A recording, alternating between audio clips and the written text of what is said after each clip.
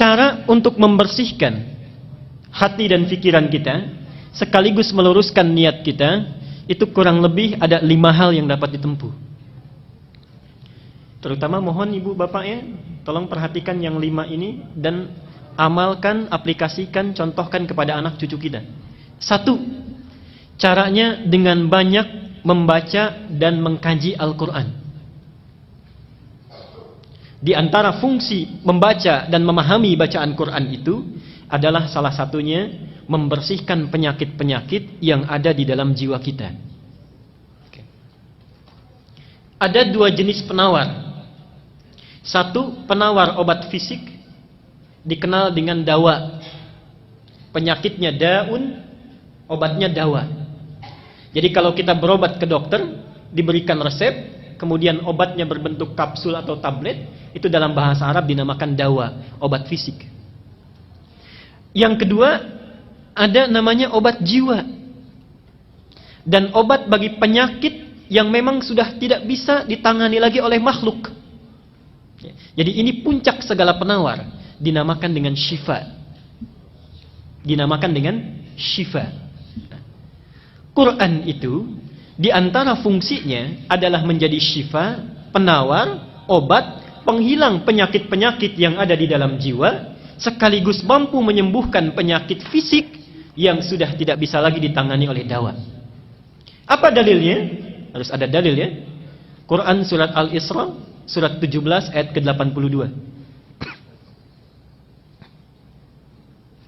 Quran surat Al-Isra, surat 17 ayat 82. Wa nunazzilu minal Qur'ani ma huwa shifaa'un wa rahmatun lil mu'minin. Wa nunazzilu minal Qur'an, dan kami jadikan, kami turunkan di antara ayat-ayat Quran itu yang bila sering dibaca, dipahami dengan baik, diamalkan kandungannya, itu bisa membersihkan jiwa, menjadi penawar bagi penyakit-penyakit jiwa yang sering meresap ke dalam diri kita. Wa rahmatun lil mu'minin, sekaligus menjadi rahmat, kemudahan dalam mengiringi aktivitas yang kita jalani di dalam aktivitas keseharian kita. Itu yang pertama. Jadi ibu bapak kalau punya putra, mau cerdas di sekolahnya, mau bagus belajarnya, itu tolong perhatikan bacaan Qur'annya. Semua orang Islam yang pintar-pintar, kita tidak usah berbicara zaman sahabat ya, masa-masa keemasan Islam saja setelah tabi'in, semua ulama, semua cendekiawan, semua ilmuwan yang akan mempelajari ilmu-ilmu hidup, ilmu-ilmu kehidupan, ada matematika, biologi, fisika, kimia, semuanya mempelajari Quran dulu. Ibnu Sina, Al-Kindi, Al-Farabi, Al-Ghazali, Ibnu Rushdi, Al-Khawarizmi, Al-Bantani, Al-Bituni, semuanya dari Quran dulu. Ibnu Sina yang dikenal dengan pakar kedokteran, usia 17 tahun sudah menjadi dokter spesialis, rujukan para dokter di masa itu usia 7 tahun sudah hafal Quran. Usia 7 tahun. Semua ulama Islam itu orang tuanya memasukkan dulu anaknya untuk hafalan Quran. Apa di antara keunggulannya? Orang-orang yang hafal Quran itu rata-rata ingatannya terbuka, kecerdasannya meningkat. Ibnu Sina itu dikenal hampir sulit lupa. Dan kalau lupa, itu tidak membuka buku Pak, Ibu. Datang ke masjid, sholat 2 rakaat, itu ingat kembali. Ibnu Sina. Kita hampir mirip ini. Cuma bedanya kalau kita sholat, semua ingat. Ingat, saya sampaikan 3 amalan yang sifatnya sangat unik karena saling bertentangan. Ini 3 ibadah. Saking uniknya pahalanya besar. 1, ibadah yang bila dilakukan tidak melahirkan rasa bosan, tapi cepat mendatangkan kantuk. Ibadah yang bila dilakukan tidak melahirkan rasa bosan, tapi cepat mendatangkan kantuk. Baca Quran. Baca Quran. Itu biasanya begitu. Kalau baca internet, majalah, koran bisa 1 jam, baca Quran 5 menit saja sudah pegang mushaf, sudah ngantuk. Sampai kaget Mike. Berarti betul.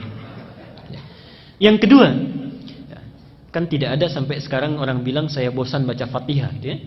pasti terus. Tapi baik dibaca dalam sholat ataupun biasa itu cepat ngantuk. Yang kedua, satu amalan yang dilakukan saat bersamaan, mengingat sesuatu yang lupa sekaligus melupakan sesuatu yang diingat. Ingat sesuatu yang lupa sekaligus melupakan sesuatu yang diingat. Sholat. Saat kita bertakbir itu, seharusnya kita kan ingat ya, ini rakaat pertama, kedua, tapi bisa lupa. Dan saat yang bersamaan bisa mengingat sesuatu yang lupa. Kunci ditaruh di mana ingat, kan? Buku hilang di mana ingat, arisan tanggal berapa belum dapat ingat, juga semua masuk. Ya. Dan yang ketiga, amalan ibadah yang semuanya bagus, yang bila dilakukan merekatkan sesuatu yang renggang sekaligus merenggangkan sesuatu yang rekat. Merekatkan sesuatu yang renggang sekaligus merenggangkan sesuatu yang rekat. Nikah. Nikah itu ibadah yang dilakukan bisa merekatkan sesuatu yang renggang. Ini tidak kenal dengan si A, setelah dinikahi menjadi saudara mahram bil musaharah. Saking dekatnya disebut persaudaraan ini mahram. Artinya anak yang tadinya belum bisa melihat aurat ibunya yang tidak pakai kerudung, sekarang boleh melihat ibunya rambutnya tanpa hijab. Mahram bil musaharah, saking dekatnya. Tapi saat yang bersamaan merenggangkan sesuatu yang rekat. Coba lihat. Ada anak perempuan dikandung, berat ibunya mengandung, dilahirkan berjuang hidup dan mati, diasuh, nakal, menanggung malu, dibawa ke pesta mempermalukan, dibawa ke masjid main-main, itu kan? Setelah dewasa, tumbuh cantik, belum genap, belum sempat dipetik buahnya, sudah dibawa oleh orang lain yang baru dikenalnya. Anak laki-laki, perawatannya sama, walau tidak kalah repot. Setelah dewasa, tumbuh, dapat gaji, belum sempat diberikan pada ibunya, sudah harus diberikan kepada orang yang baru dikenalnya. Renggang. Ya. Karena itulah hati-hati, tidak ada mantan ayah dan ibu, dan kata Nabi, celaka, bu'dan liman adraka abawahil kibar falam yudkhilal jannah. Celaka orang yang masih hidup bersama orang tuanya, sudah sepuh tapi tidak mampu memasukkannya ke dalam surga. Yang kedua adalah memperbanyak salat malam. Memperbanyak salat malam, rajin tahajud. Itu untuk membersihkan jiwa dan pikiran kita. Dalilnya surat Al-Muzammil ayat ke-6. Inna nasyi'atal laili hiya ashaddu wat'aw wa aqwamu qila. Sungguh bangun malam itu, salat malam itu lebih cepat menyentuh kepada jiwa. Di antaranya bisa membersihkan diri kita. Saya cepat saja. Al-Muzammil ayat ke-6. Yang ketiga, banyak melakukan puasa. Banyak melakukan puasa. Di antara fungsi puasa itu memperbaiki perilaku yang tidak baik dan membersihkan penyakit jiwa yang buruk. Mana dalilnya? Sahih Al-Bukhari nomor hadis 1869. Sahih Al-Bukhari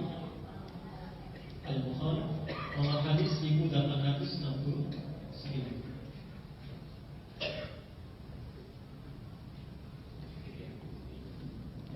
Kullu amal ibni Adam lahu illa siyam fa innahu li wa ana ajzi bihi. Setiap amal anak Adam itu untuknya kecuali puasa, maka dia untukku dan aku yang memberi pahalanya. Terusannya apa? Diteruskan oleh Nabi, fa inimruun qatalahu aw syatamahu, maka jika ada seseorang yang memprovokasi dirinya untuk mengajak berkelahi, untuk mencaci dirinya, untuk berbuat yang tidak baik, maka katakanlah, kata Nabi, inni shaimun marwataini. Katakan saya puasa. Jadi fungsi puasa itu untuk menahan dan memperbaiki diri dari perilaku-perilaku yang tidak baik. Yang keempat, masih ibadah. Yang keempat, memperbanyak istighfar dan bertaqarrub kepada Allah.